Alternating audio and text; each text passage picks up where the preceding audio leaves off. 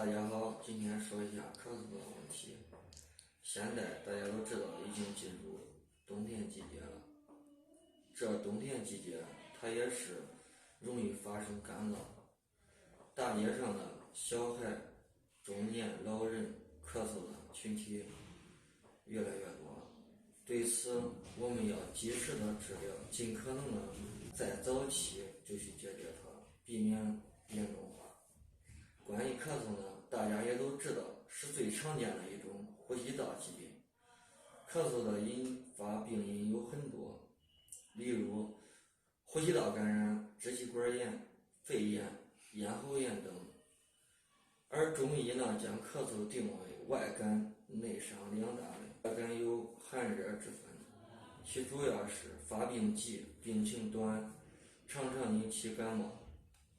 而内伤咳嗽的特征是病情缓慢，时间比较长。今天给大家分享一个治疗慢性支气管炎、支气管哮喘以及肺结核等比较好用的使用方法。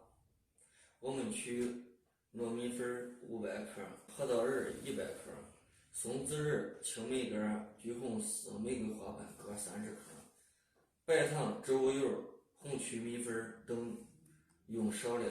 先将核桃仁、松子仁、青梅干、玫瑰花瓣一起捣碎成果酱，再将糯米粉、红曲米粉、白糖放入容器内，加入清水搅拌，最后再把果酱放入一起搅拌均匀后，放置3个小时成膏即可食用。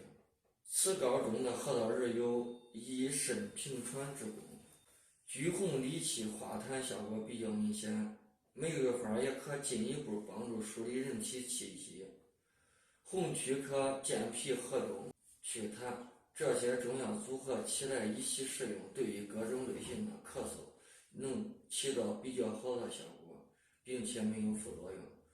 好了，今天的健康小知识就分享到这里了。想要了解更多的小知识，就点击下方关注。我们下期再见。